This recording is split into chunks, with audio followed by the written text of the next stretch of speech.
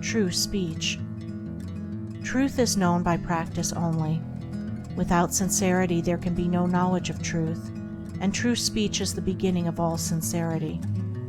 Truth in all its native beauty and original simplicity consists in abandoning and not doing all those things which are untrue, and embracing and doing all those things which are true. True speech is therefore one of the elementary beginnings in the life of truth.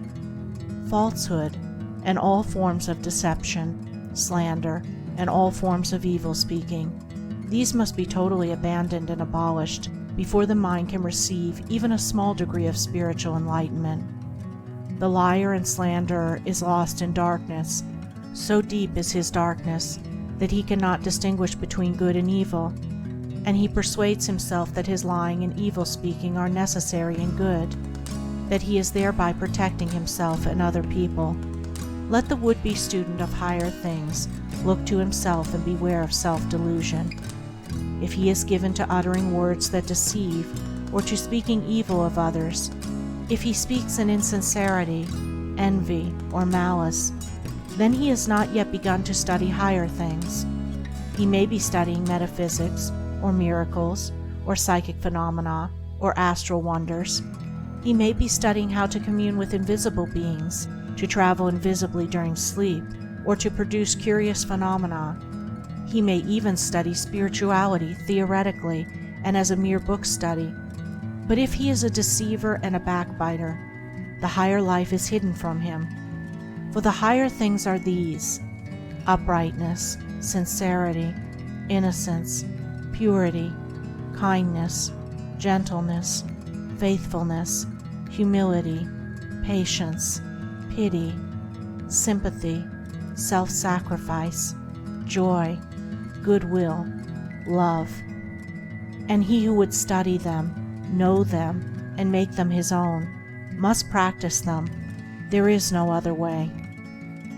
Lying and evil speaking belong to the lowest forms of spiritual ignorance, and there can be no such thing as spiritual enlightenment while they are practiced. Their parents are selfishness and hatred. Slander is akin to lying, but it is even more subtle, as it is frequently associated with indignation, and by assuming more successfully the appearance of truth, it ensnares many who would not tell a deliberate falsehood. For there are two sides to slander. There is the making of repeating of it, and there is the listening to it and acting upon it. The slanderer would be powerless without a listener. Evil words require an ear that is receptive to evil in which they may fall, before they can flourish. Therefore, he who listens to a slanderer, who believes it, and allows himself to be influenced against the person whose character and reputation are defamed, is in the same position as the one who framed or repeated the evil report. The evil speaker is a positive slanderer. The evil listener is a passive slanderer. The two are cooperators in the propagation of evil. Slander is a common vice and a dark and deadly one. An evil report begins in ignorance and pursues its blind way in darkness.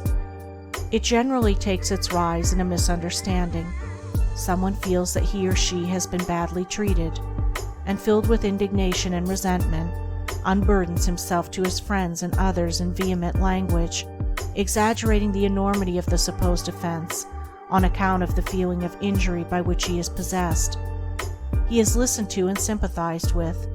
The listeners, without hearing the other person's version of what has taken place, and on no other proof than the violent words of an angry man or woman, become cold in their attitude towards the one spoken against, and repeat to others what they have been told, and as such repetition is always more or less inaccurate, a distorted and altogether untrue report is soon passing from mouth to mouth. It is because slander is such a common vice that it can work the suffering and injury that it does. It is because so many, not deliberate wrongdoers, and unconscious of the nature of the evil into which they so easily fall, are ready to allow themselves to be influenced against one whom they have hitherto regarded as honorable, that an evil report can do its deadly work. Yet its work is only amongst those who have not altogether acquired the virtue of true speech, the cause of which is a truth-loving mind.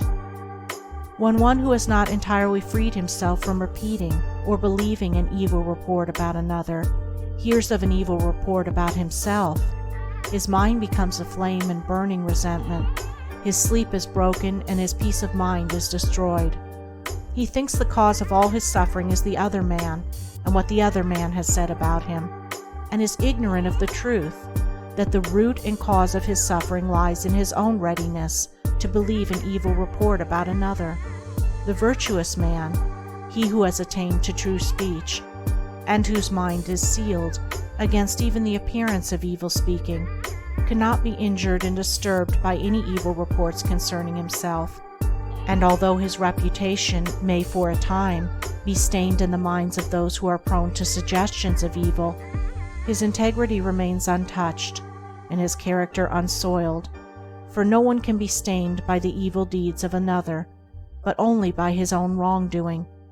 And so, through all misrepresentation, misunderstanding, and contumely, he is untroubled and unrevengeful, his sleep is undisturbed, and his mind remains in peace. True speech is the beginning of a pure, wise, and well-ordered life. If one would attain to purity of life, if he would lessen the evil and suffering of the world, let him abandon falsehood and slander in thought and word.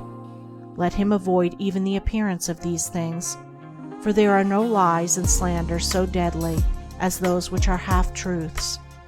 And let him not be a participant in evil speaking by listening to it. Let him also have compassion on the evil speaker, knowing how such a one is binding himself to suffering and unrest.